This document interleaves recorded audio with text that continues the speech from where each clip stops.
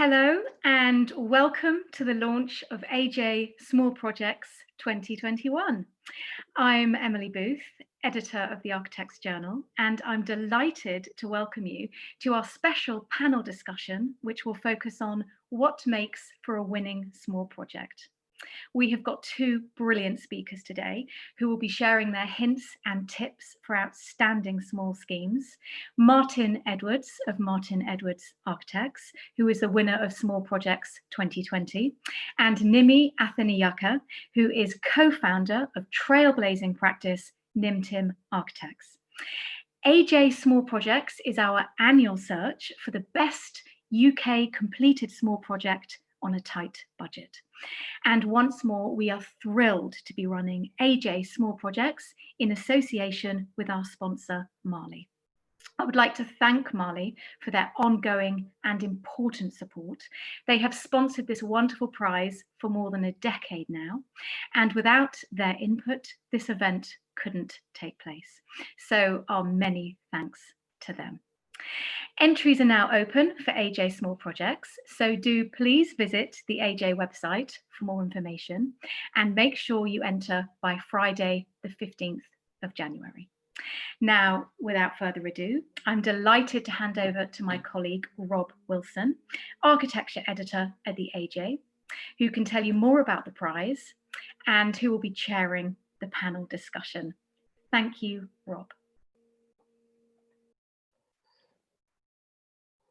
Hello, thank you, Emily. As Emily said, I'm Rob Wilson, architecture editor at the AJ, and it's great to be launching AJ Small Projects again. Every year, it's a fantastic opportunity to publish and recognise schemes on more modest budgets. We've actually tweaked the limit up this year, so it's up to a contract value of 299,000 and under, which just reflects inflation and ensures we're still including a wide range of smaller schemes. Over the years, winners have included tea houses, market stalls, domestic extensions, theatre spaces, conservatories, and cabins. But what exactly are the qualities that make for a winning small project? To discuss this question and bring their insight as designers, I'm really pleased to be joined by Martin Edwards of Martin Edwards Architects, whose house in North Wales is the AJ Small Projects Award winner this year, and Nimi Attanayake, one of the founders of nimtim Architects, whose work exhibits a distinctive and highly tailored approach to reworking living space. Welcome to you both. And to help cue the discussion, I've asked both Martin and Nimi to briefly talk about some recent projects and their approaches and thoughts on designing schemes on a smaller scale. So firstly, I'm going to hand over to Martin, who's going to speak about his award-winning house in North Wales. Martin.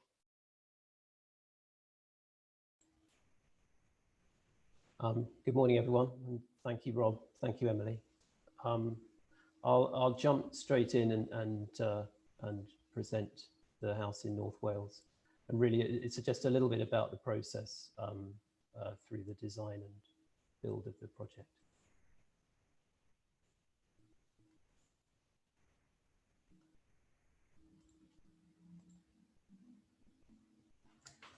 Okay.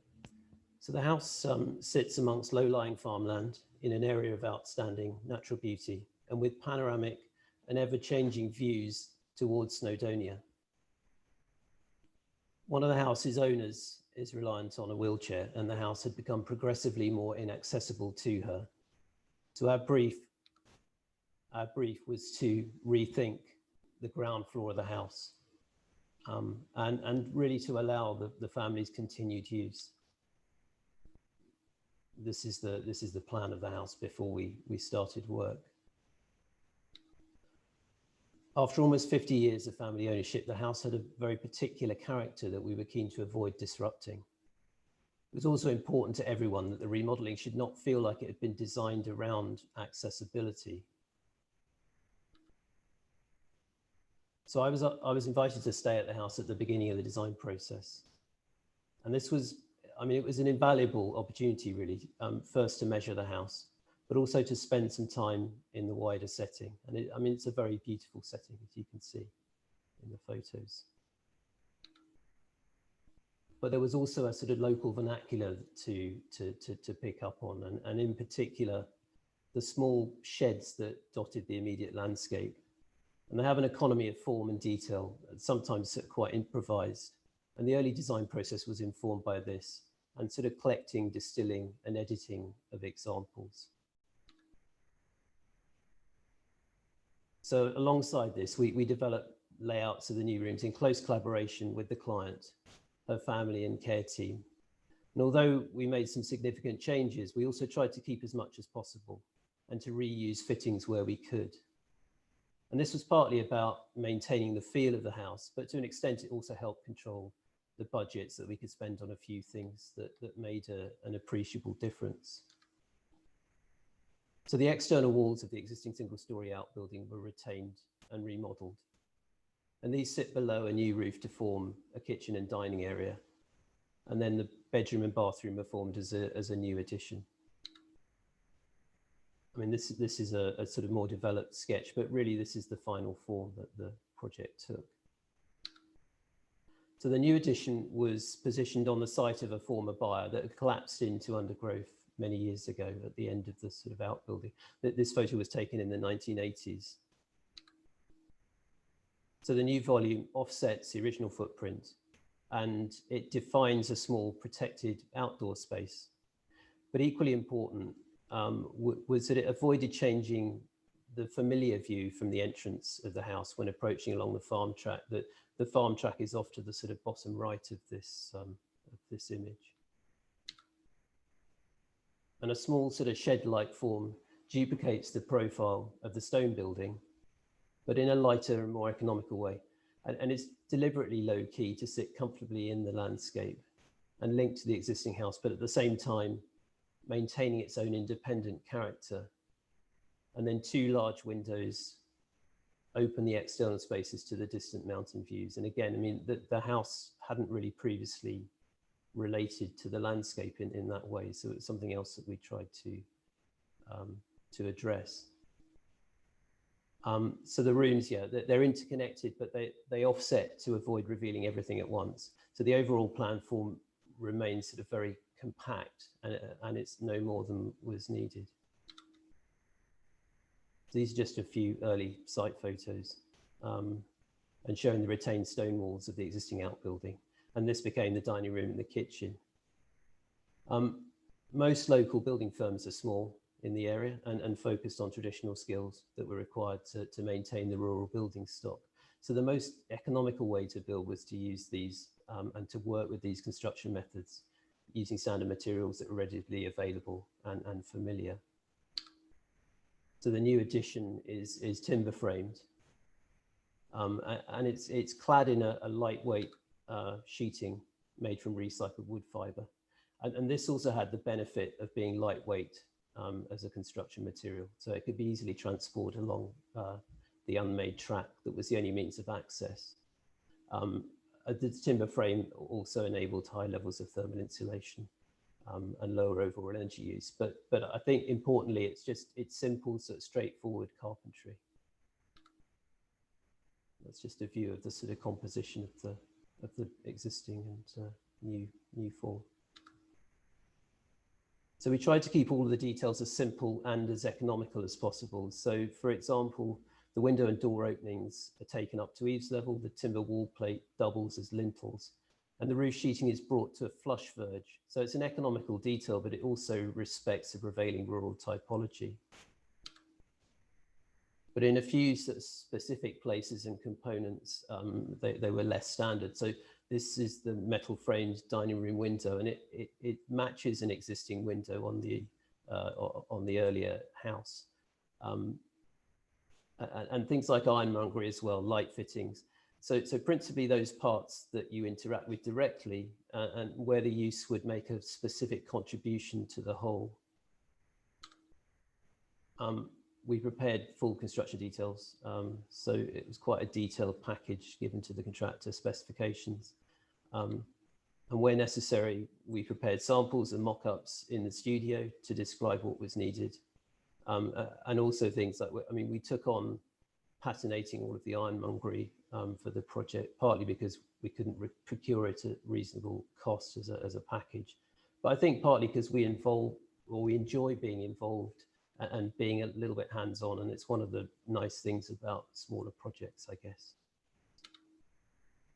Regular site visits were made. The studio is based in London, but we could get there and back in a day. It was a long day, but it meant that we could work with the site team. And in one or two instances, it meant we could adapt details to available trades and to the local supply chain.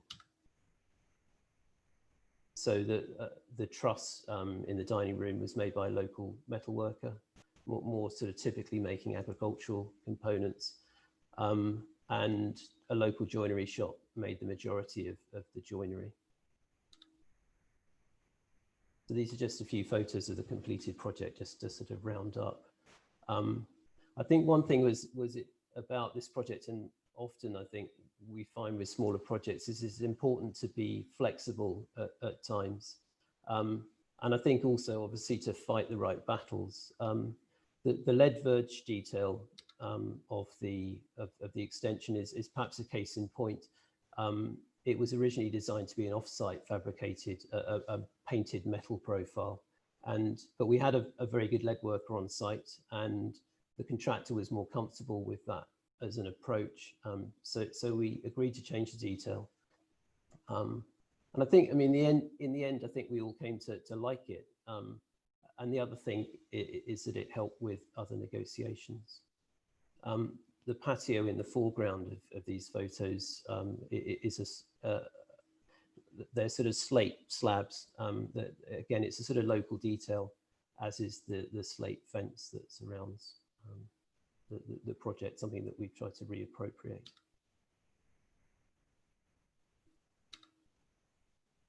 So the new spaces are robust, flexible, and the remodeling also seeks to minimize energy use and ongoing costs. But it's mostly very low tech. We've insulated it as highly as we can where there's opportunity, but there's a control system for the heating, but really it's all generally very simple and straightforward. It's just a view through to the kitchen and onto the bedroom.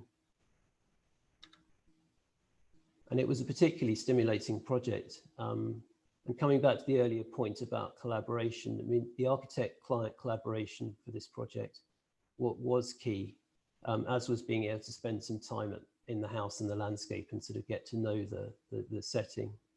But I think the most interesting solutions often come from quite specific client briefs, and also from constraints such as budget. And it sort of helps focus on what's essential. So in this small project, and I think in much of what we do, we try to focus on what was already there, be that the wider setting or a specific space. And this helped inform carefully directed interventions.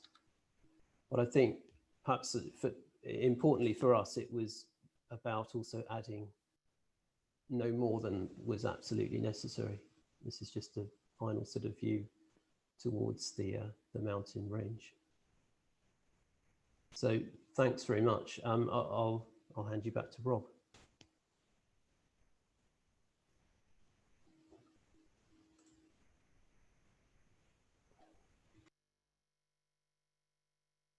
Hi, thanks very much, Martin. Sorry, I couldn't quite turn on my camera there, but that was great. That was a really thoughtful presentation. A lot of food for thought for our discussion about what makes a winning small project. And now Nimi is going to talk about some of nimtim's inspired recent domestic projects. So I'll just hand over to Nimi. Hi, Nimi. Hey, everybody. All right, let me just share my screen.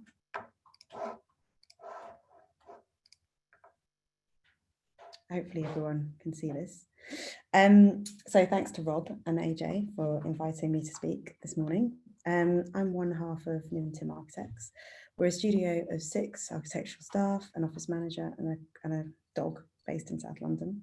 And we try with all of our projects, whatever the size, to put people at the centre of our design process, to create stories that everyone can relate to.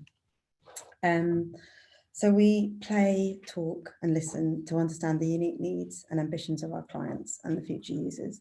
And through this approach emerges projects that are full of playfulness and personality. We try to use cost-effective natural materials to make healthy, simple and joyful spaces. Our work is inspired by and designed with the people that will play, rest and grow in them. We believe that we can only create truly sustainable, healthy buildings that reflect the diversity of our communities by talking and listening to the people that will live in them ultimately.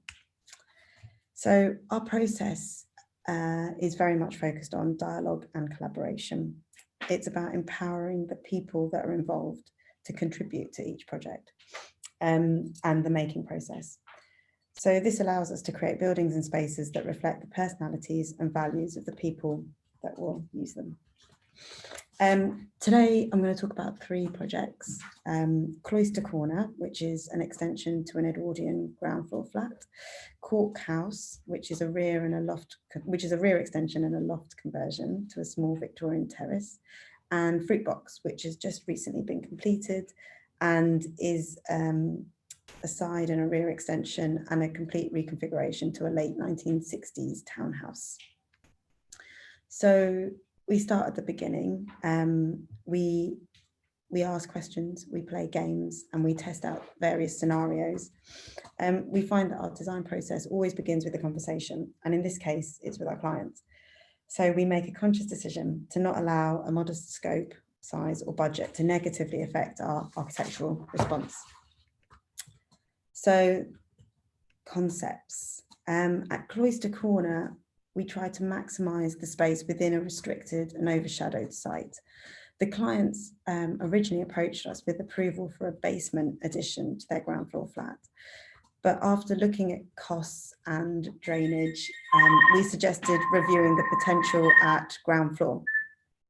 So we eventually came up with a proposal that extended along the eastern boundary of the site, as that side bordered rear yards of commercial buildings and would not impact on neighbouring daylight or amenity. And it also allowed us to extend the envelope of the flat, providing light and air to all the bedrooms and the shared spaces. At Cork House, the existing level at the front of the house is 1 metre higher than the rear garden. And in order to connect the internal spaces and the family to their garden, we introduced a stepped internal landscape, which defined different uses within a larger family space through changes in floor level. We proposed a series of levels which articulated the open plan space and stepped down gradually towards the garden. A kitchen and dining space and informal seating at the rear are defined by their own datum, providing privacy while still maintaining a connection. At Fruit Box, it was set within a former orchard. So we often use the history of the sites to inform our proposals and our concepts. And we wanted to resolve the awkwardly shaped site and topography here. So our concept was quite bold, and although it went through a number of reiterations through the planning process, we felt we still were able to maintain much of our original ideas, which were to create something that could be flexible and adaptable over time.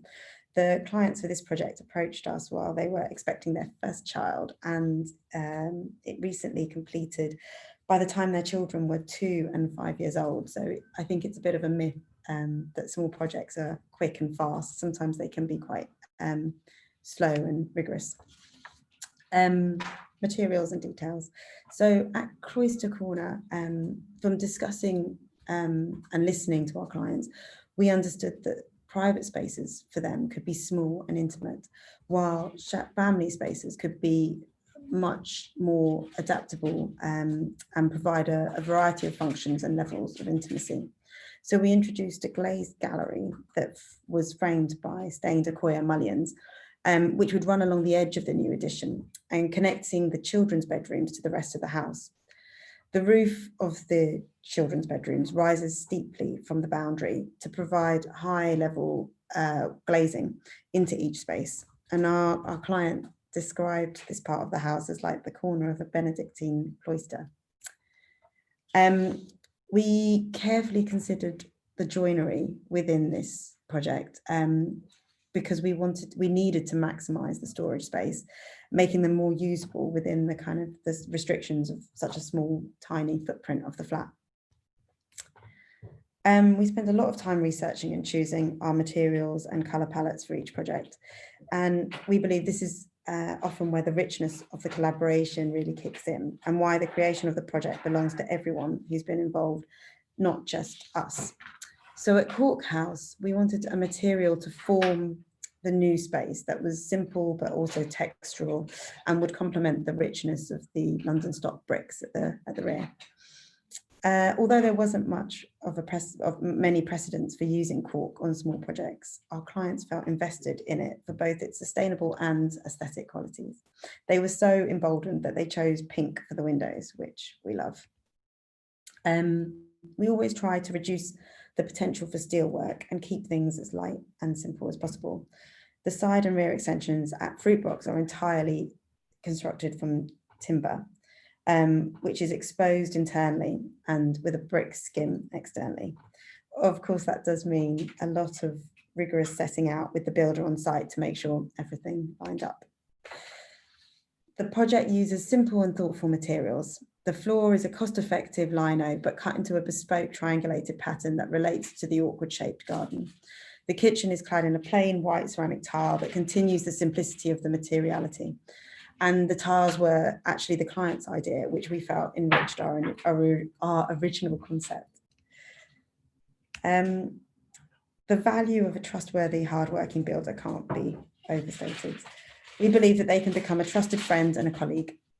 We've been fortunate that the contractors we work with have shown willingness to try new things, as well as a commitment to us and our clients, which has been a big part of our most successful small projects. Historically, the relationship between an architect and builder can be confrontational. We try to invite builders and makers to contribute to the design of the building. Can they build it better than we have suggested? Can we persuade them to buy into the ambition for the project? The result is projects that are playful but serious, ambitious but relatable, and familiar and exciting. More importantly, they resonate with the people who we created them for, ensuring that they will be cared for, invested in, and have a long life. By telling strong stories through these small projects, we've been able to inspire the interest of journalists, editors, social media. And from the most modest scale of projects, we've learned the power of the smallest interventions to radically change the nature and perception of the things around them. We never see the scale or budget of a project as limiting its conceptual potential, and bring the same ambition to a piece of furniture or an urban block. Thank you very much. I'll just stop the share.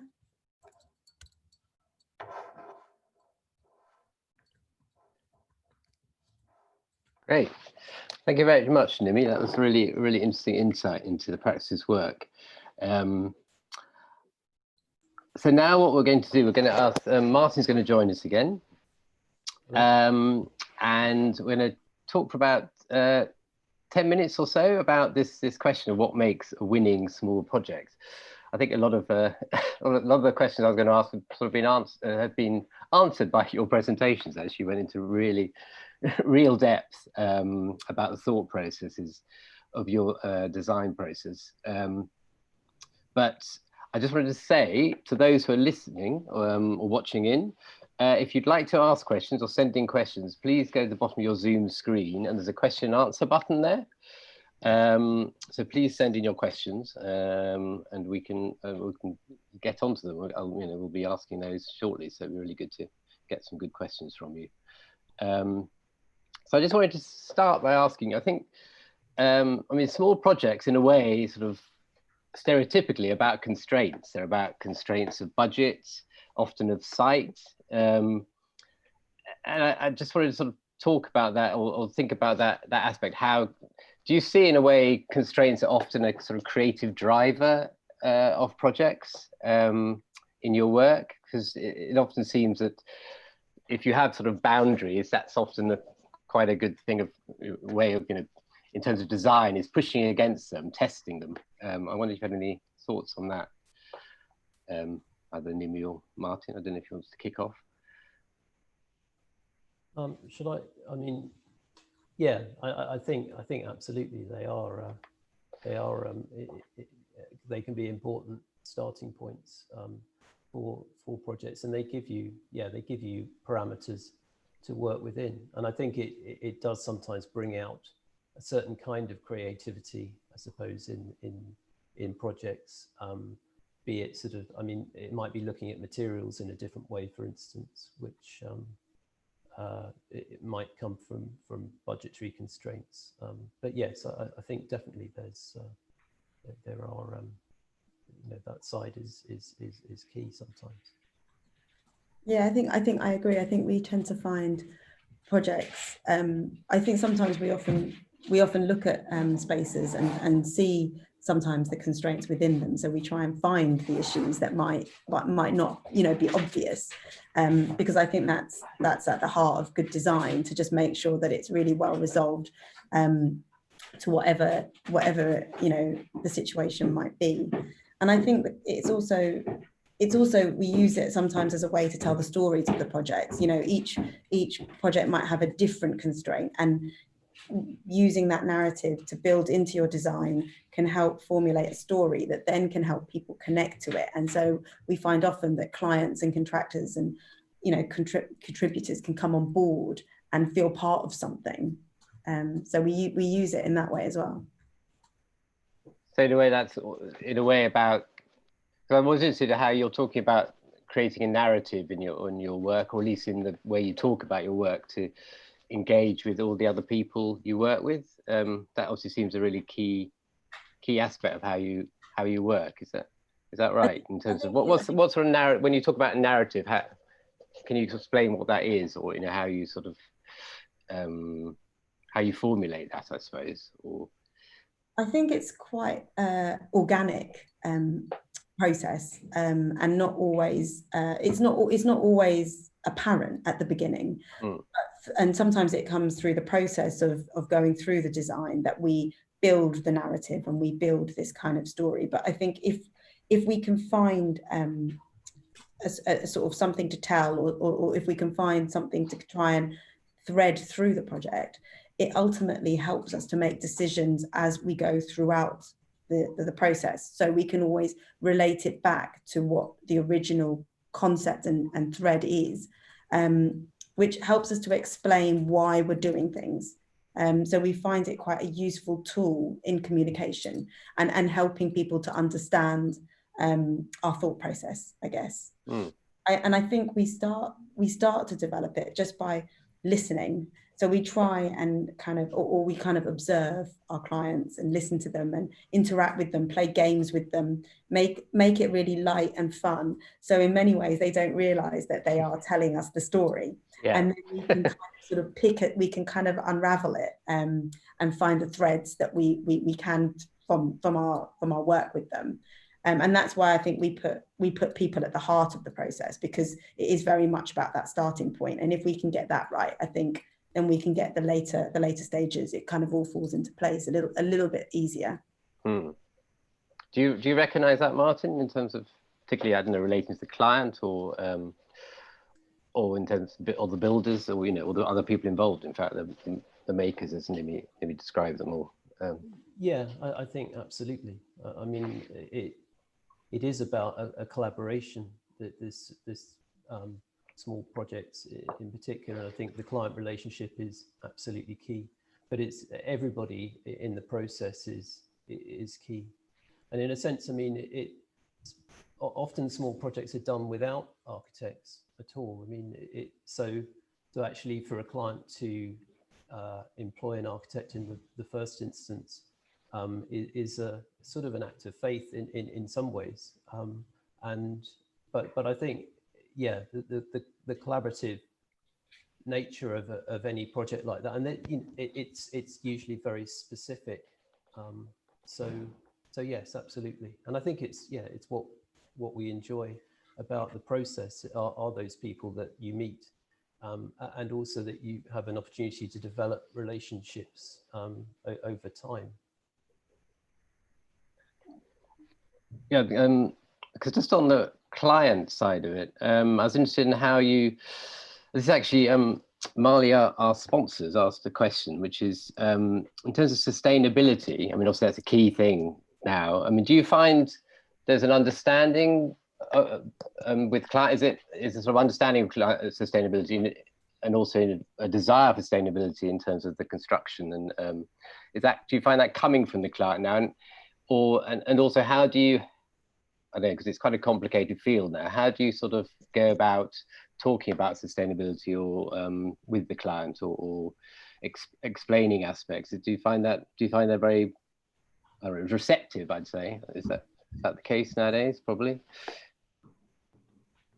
I think our clients are very keen to be sustainable and use the latest technologies. I think the problem comes with the budget, and so our kind of challenge is to try and incorporate sustainable solutions that are cost effective as well. So, for instance, trying to reduce steel work, not use as much concrete, try and make things adaptable, flexible, so that they can ultimately stay in the space for as long as possible, and it can work for them as they grow. We always find that is, because that is an aspect of sustainability as well, that this isn't something that's a throwaway thing that you're going to kind of invest in, and it's going to be something that has longevity to it. And then there's sort of, it can come down to quite small details, for instance, the insulation type you choose, or the kind of wall cladding that you use. At Cork House, we tried to keep everything exposed because we could, we didn't need to clad it. And cork is quite sustainably harvested, albeit in Portugal. But we feel that if you're using something, we're trying to express the honesty of it, and sort of applying finishes and more things on top of it when you don't necessarily need to is not necessarily sustainable. Yeah. Martin, I don't know if you like, for instance, the because I obviously you were saying you're using very simple methods at the or at least you're just interested in the sustainability side, and whether the client in North Wales, were they very keen for it to be a sustainable project, or did you?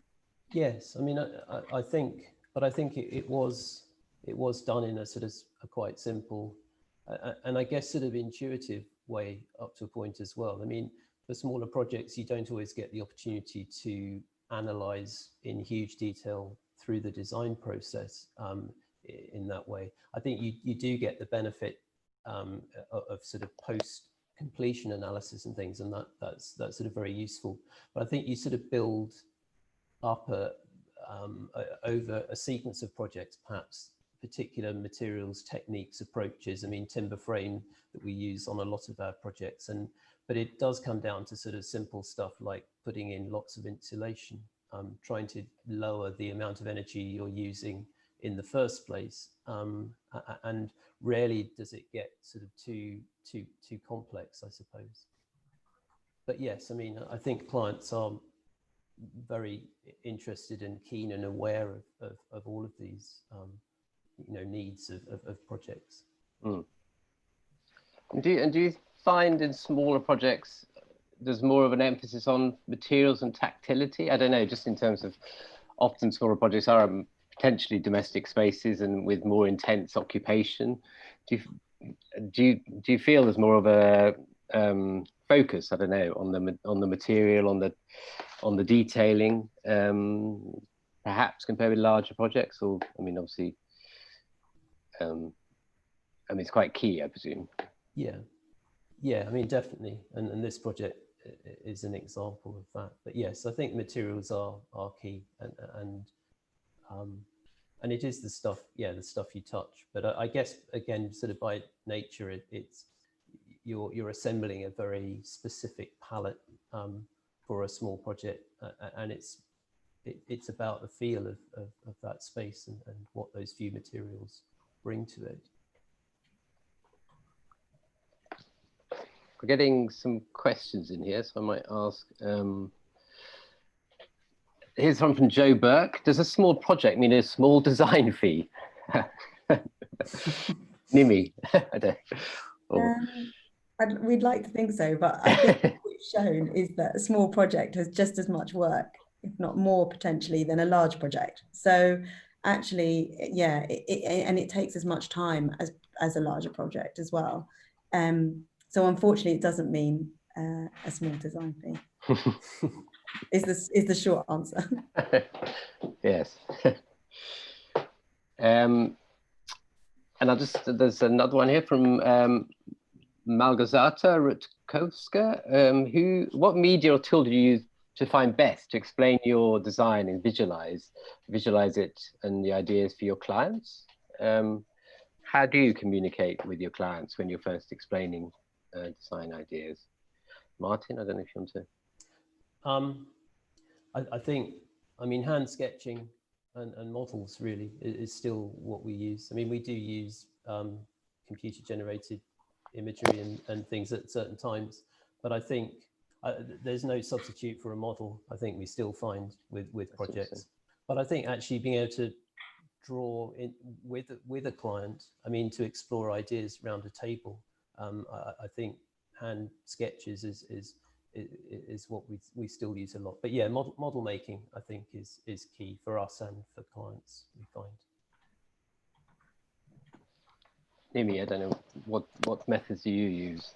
We have quite a mix of things. It depends on what the client reacts to, or how they can, whatever helps them, I guess. So we have a range of kind of models, sketches, materials, samples.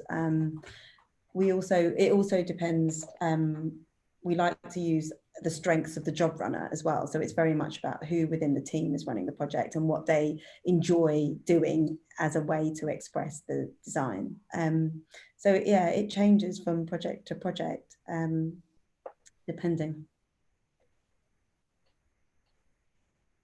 And I just there's a question here for you, Martin. I don't know whether it could be just I think about the specific project, the house in North Wales. Did you consider using natural lighting by windows or using artificial lighting more? I don't know whether that was perception that it's quite a dark space, but that was possibly because it's an old cottage. I don't know. Yeah, I mean, I think the character of the spaces, we were trying to retain that feel. And yes, I mean, the existing house does have quite small windows. It's a house that was built in the mid 19th century.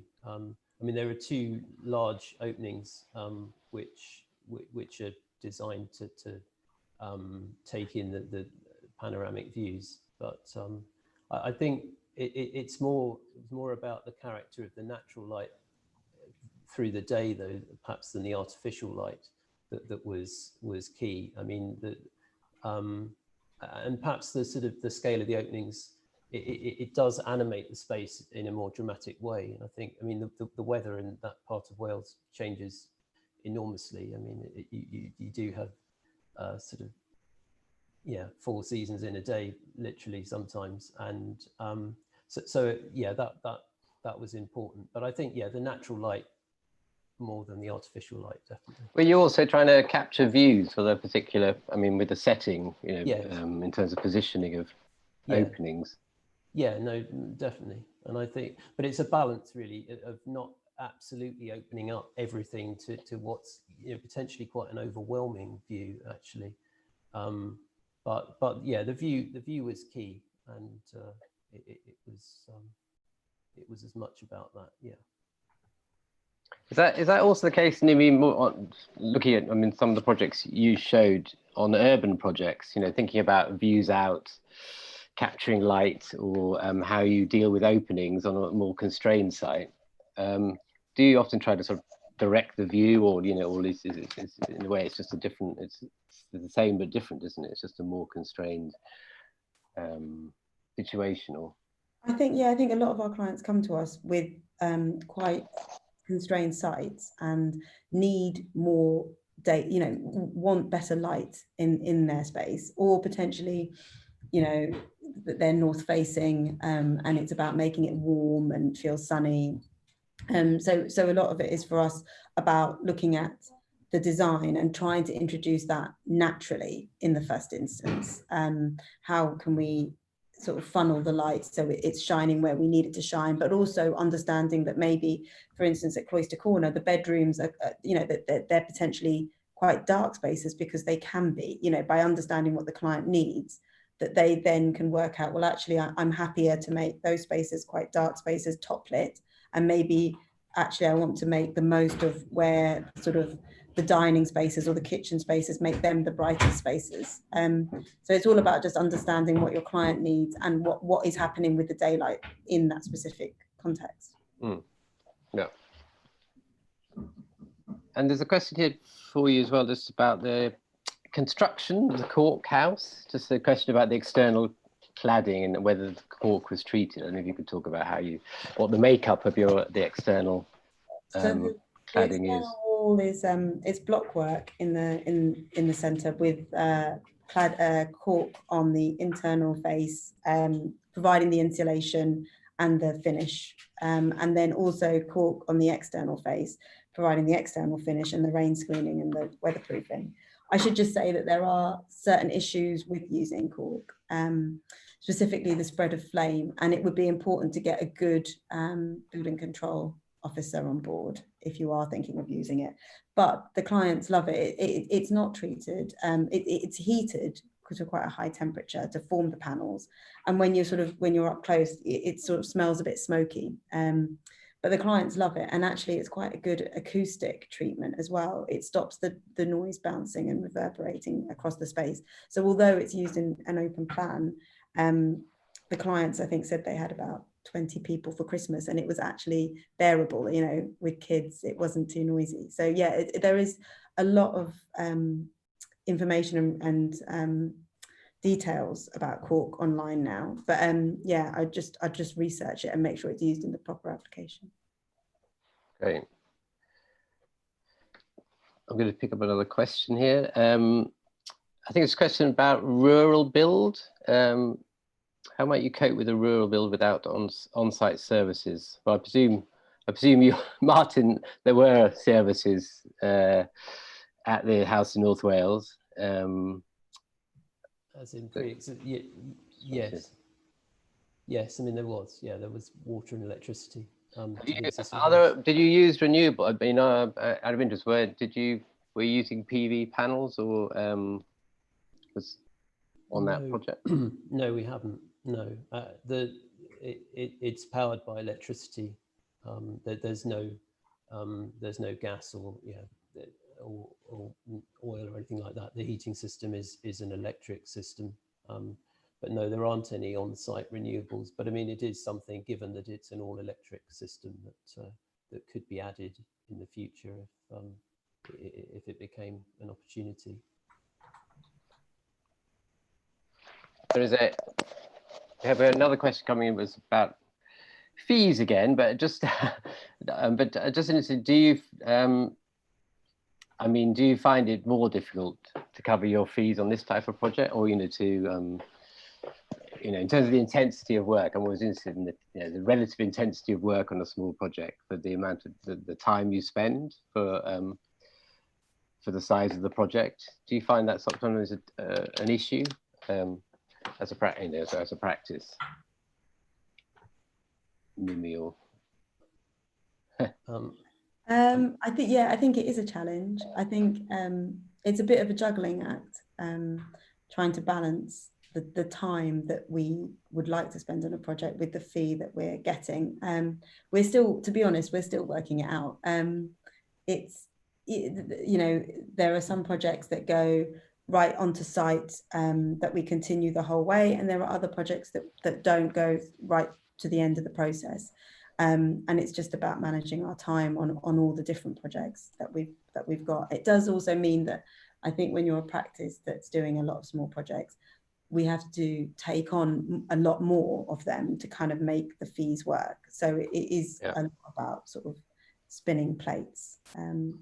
But I think the most successful projects are a lot of the time where the clients get on board and they sort of buy into the narrative of what we're trying to do, and they sort of facilitate some of the aspects of the build. So for instance, at Courthouse, the clients, took it on themselves to kind of research and find a lot of the sanitary ware, a lot of the kind of finishes, and they'd go to kind of seconds or sales or whatever, and samples, and sort of try and keep the cost down that way, but take on a lot of the responsibility for that.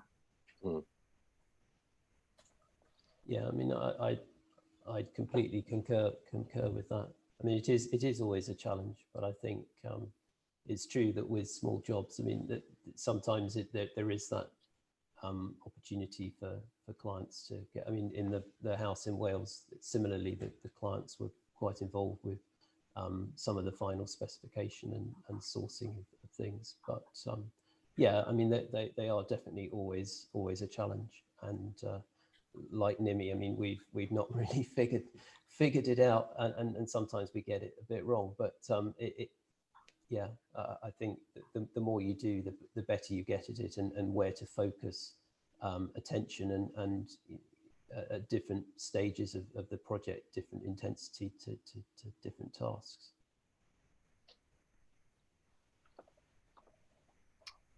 I'm just going to ask another question, which is just about the clients.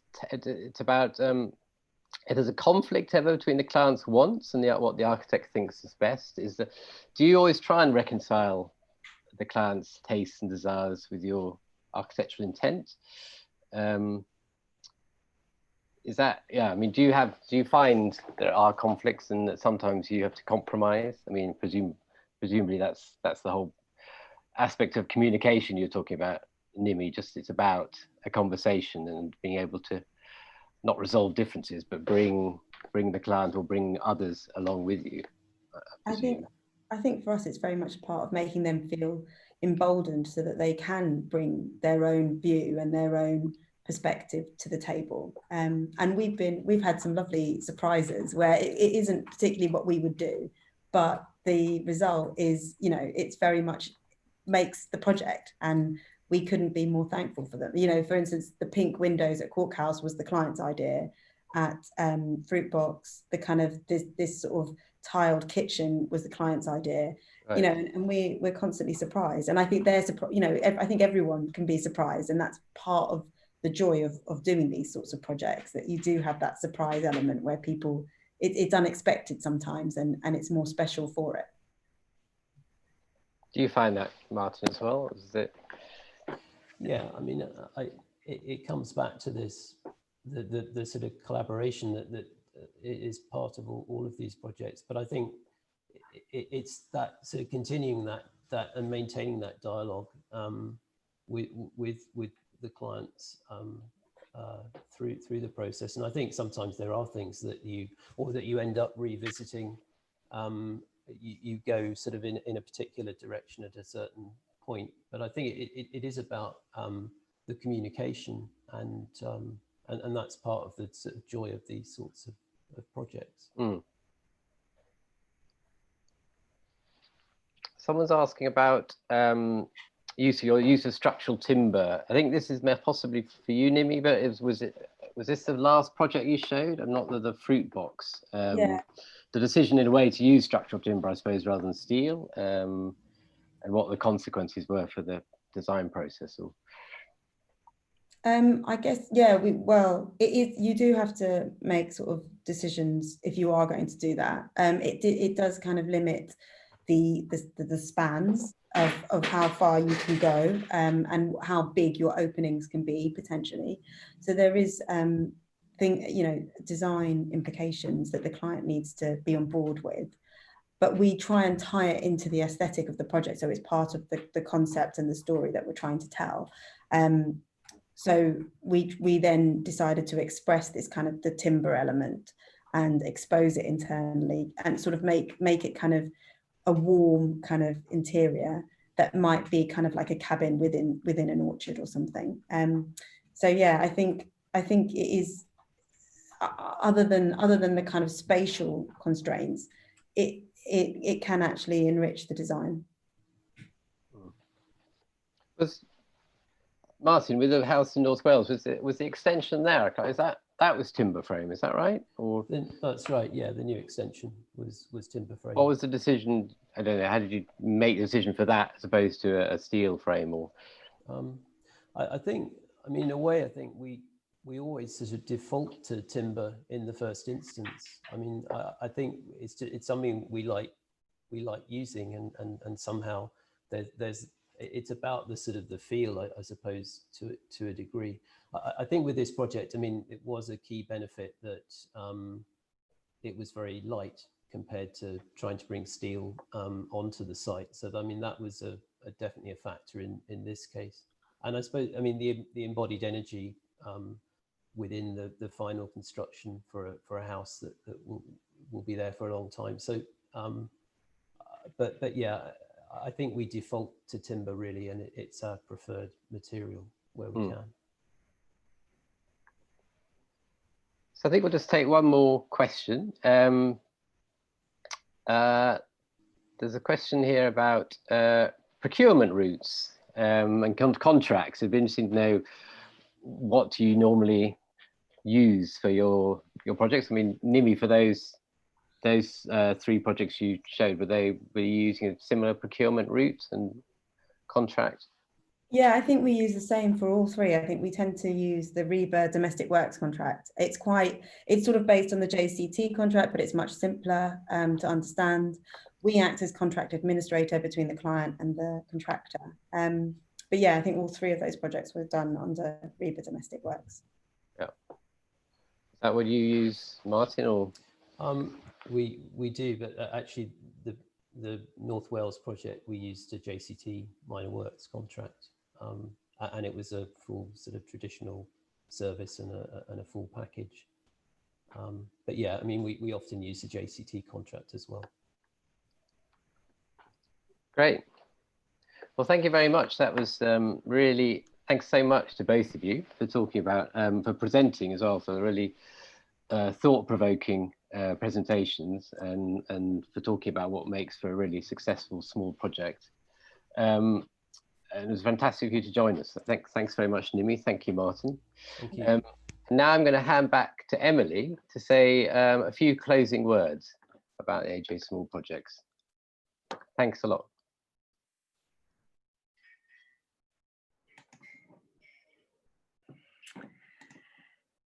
Thank you, Martin, Nimi, and Rob, for such a compelling discussion. I think particularly around the issue of constrained sites and creative responses to those, there was so much food for thought there. Many thanks to our sponsor, Marley, and our thanks to everyone for listening and asking questions today. So please do visit the AJ website to find out more about how to enter AJ Small Projects, and do remember to get your entry in by Friday, the 15th of January. So the very best of luck with your entries, and have a lovely rest of your day. Thank you.